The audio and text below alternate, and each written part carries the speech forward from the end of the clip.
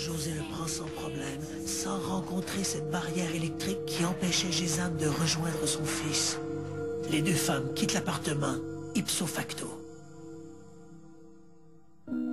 Quelques jours plus tard, Gézanne retourne chez elle. Les jours s'écoulent sans nouvelles manifestations. La situation s'envenime lorsque Gézanne invite un couple d'amis et que Vanessa se rend à la salle de bain. À ce moment-là, on a entendu Vanessa crier, là, comme si elle avait, je ne sais pas, le doigt pris d'une porte. Là. Elle criait là, à plein poumon. Qu'est-ce qu'elle a? Vanessa! On s'est levé rapidement, on est allé direct à la chambre de bain. On essaie de rentrer, puis on dit « Vanessa, qu'est-ce que t'as? Qu'est-ce que t'as? » La porte de ma chambre de bain ne barrait pas. À un moment donné, la porte s'est ouverte. J'ai tombé dans le fond, puis la porte s'est refermée. Puis à ce moment-là, Vanessa, elle était par terre, entre le mur et la toilette.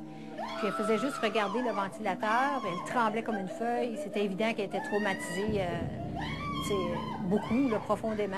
Elle regardait le ventilateur, puis elle disait « L'Halloween est sorti du ventilateur, l'Halloween est sorti du ventilateur. » Puis là, je disais « Arrête, c'est juste un ventilateur, là, prends sur toi. » Puis elle a perdu connaissance. Puis là, je me suis retournée pour essayer d'aller sortir de là. La porte ne s'ouvrait pas encore, je ne pouvais pas sortir. Là, j'ai vu son ombrage, comme si elle se levait. Je me suis retournée, puis je l'ai vue. Elle était debout, puis elle s'est mise à me parler. Elle me disait « Tu ne sors pas d'ici, tu ne sors pas d'ici », avec une grosse voix. C'était vraiment épeurant. Je voulais sortir de là. Puis elle a mis ses mains comme ça, puis elle s'avançait vers moi. Gézanne parvient à sortir de la salle de bain, mais son amie est prise littéralement de démence. Elle court dans l'appartement en récitant des paroles incompréhensibles, son corps secoué par des convulsions. Devant ces comportements incontrôlables, Gézanne et Étienne n'ont d'autre choix que d'appeler les services d'urgence du 911. Elle respirait environ 50 à 60 respirations par minute. Donc, ce qu'on a fait, on l'a assise sur une chaise et j'ai essayé de la faire respirer plus lentement, jusqu'au moment où elle a eu une perte de conscience. Donc, ce que j'ai fait à ce moment-là, c'est que je me suis approchée d'elle, je lui ai fait une subluxation. C'est dans le but de dégager les voies respiratoires pour qu'elle respire mieux. Et tout d'un coup, elle s'est ouvert les yeux et ce que j'ai senti m'a vraiment donné un choc. Je me suis levée rapidement, j'ai reculé en faisant tomber la chaise. À ce moment-là, elle s'est glissée sur le sol, puis elle s'est mise à ramper comme une couleuvre. Après avoir maîtrisé la malheureuse, policiers et ambulanciers sont d'avis que les services d'un exorciste seraient plus opportuns qu'un séjour à l'hôpital. On appelle donc la médium qui accepte de retourner chez Gézanne pour exorciser la pauvre Vanessa. La médium arrivait, donc ils ont rentré la dame dans la cuisine avec la médium. Et moi, j'ai appelé au bureau pour que notre aumônier, qui s'occupe de nous appelle. Puis pendant que je parlais avec l'aumônier, quand il a rappelé, la médium faisait l'exorcisme dans la cuisine. Donc, je n'ai pas été témoin de ce qui s'est passé. Par contre, j'ai demandé à l'aumônier de prier pour nous autres. Je ne voulais pas arriver à la conclusion que c'était ça, mais j'étais tellement déstabilisée dans ce que je venais de sentir que j'avais besoin qu'on prie pour nous. Ce n'est finalement qu'à l'issue de longues heures de prière que la possédée va retrouver ses esprits. Pour Gézanne des Fées, cette fois, le message est clair. Elle doit déménager. Dans une histoire comme celle de Gézanne des Fées, la frontière est mince entre la hantise et la possession. Dans un événement comme celui-là, il est difficile de séparer les phénomènes réels de ceux alimentés par l'imagination du témoin. En allant à ce rendez-vous chez Gézanne, Vanessa avait peut-être des attentes. Celle de voir quelque chose d'extraordinaire se produire, par exemple. A-t-elle été victime d'une entité inconnue ou de son imagination? Comment savoir?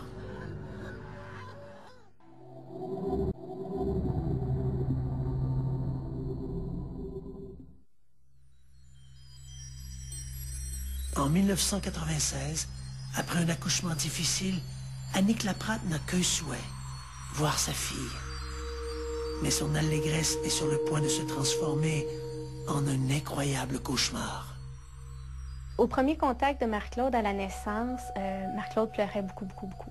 Donc, elle avait le nez obstrué, tout ça. Fait que les médecins s'en sont occupés. Après ça, ils nous l'ont redonné et elle a pleuré toute la soirée. Puis là, évidemment, il y avait des gens de la famille, tout ça. Fait que c'est vers minuit que là, les gens étaient partis, puis j'étais tout seule dans ma chambre. Puis j'ai demandé à la voir pour avoir un contact chaleureux, mère-fille. Puis fait que j'ai demandé à la voir, ils me l'ont apporté. Et Marie-Claude dormait. Et là, je lui parlais, on se confiait, tout ça. Puis à un moment donné, elle a ouvert les yeux. Et quand elle a ouvert les yeux, ce que j'ai vu, c'est un regard vide, un regard froid. Donc une pupille très, très dilatée. Annick se dit que ça doit être son imagination, une sorte de choc postnatal. Je vous dirais que les 2 premières années, Marie-Claude a beaucoup, beaucoup pleuré. Elle avait des moments d'accalmie, mais règle générale, c'est un bébé qui pleurait beaucoup. À 2 ans, l'enfant continue de multiplier les comportements anormaux. Elle présente des problèmes d'hyperactivité. Les médecins annoncent aux parents que la petite souffre probablement d'un trouble de personnalité multiple. On leur recommande de consulter un psychiatre, mais l'attente est interminable.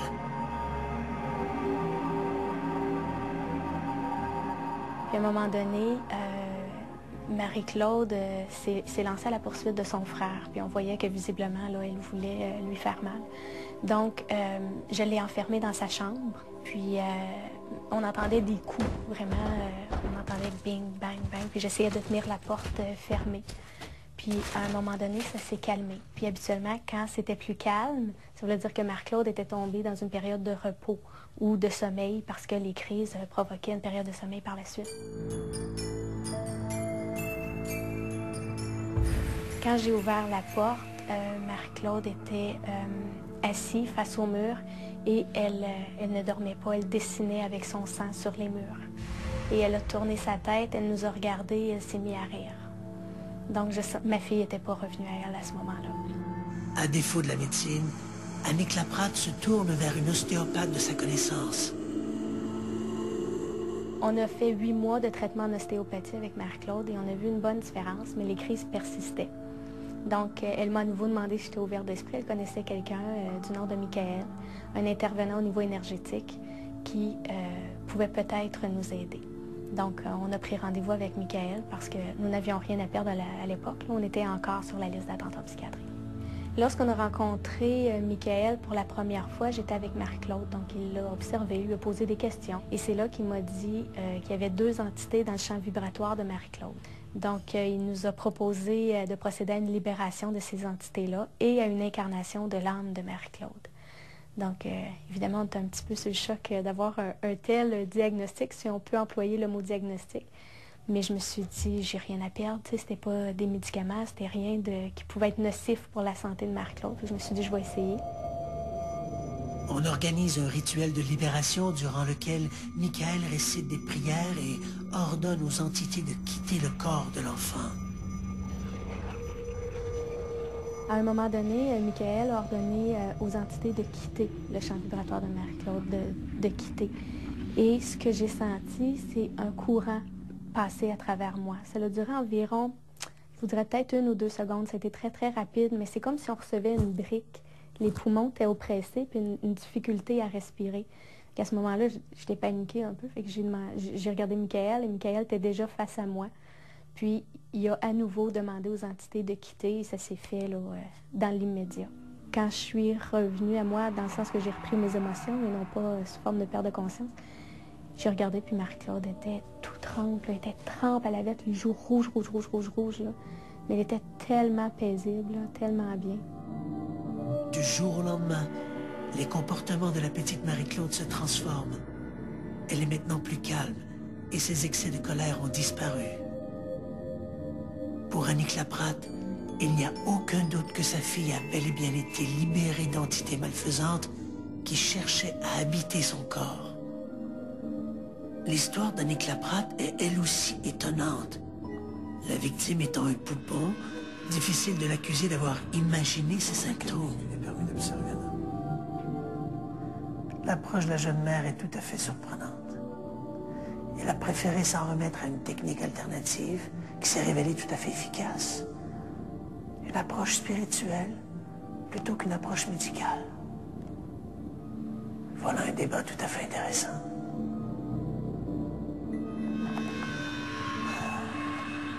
Dans son livre des esprits, le pape du spiritisme, Allan Kardec, parle d'entités qui pourraient s'immiscer dans certains individus pour influencer leur comportement.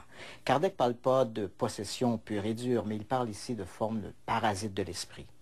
Et je dirais que même si Kardec vivait il y a plus d'un siècle, son interprétation du phénomène de la possession a toujours un peu l'assentiment des gens qui s'intéressent au spiritisme ou les artisans de phénomènes paranormaux. Ce sont d'ailleurs eux qui sont intervenus dans le cas de Gézanne des Fées et de Annick Laprade. Évidemment, pour les détracteurs de cette hypothèse, et en particulier le corps médical, ces gens-là font remarquer que Allan Kardec est décédé en 1869 et qu'à cette époque, on ignorait à peu près tout des grandes pathologies psychiatriques.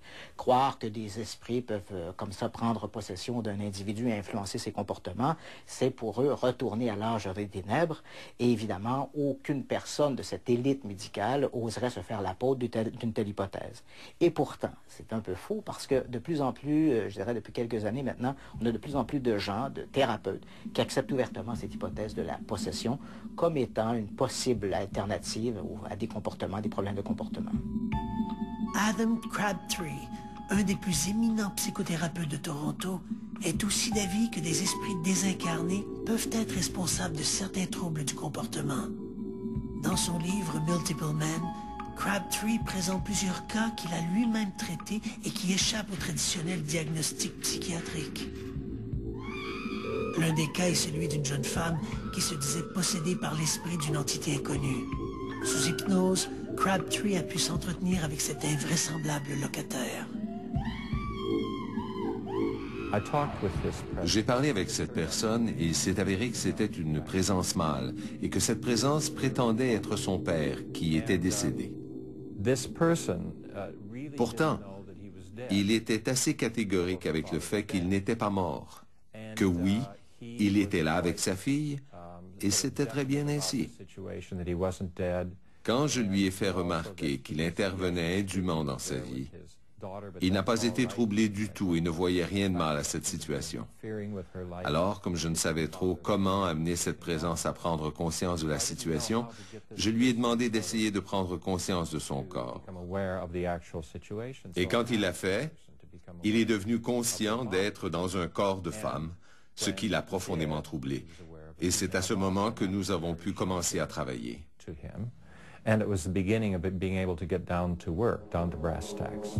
Adam Crabtree ne prétend pas que tous les troubles de la personnalité soient à mettre au compte d'esprits désincarnés, mais dans de rares cas, cette possibilité ne doit pas être exclue.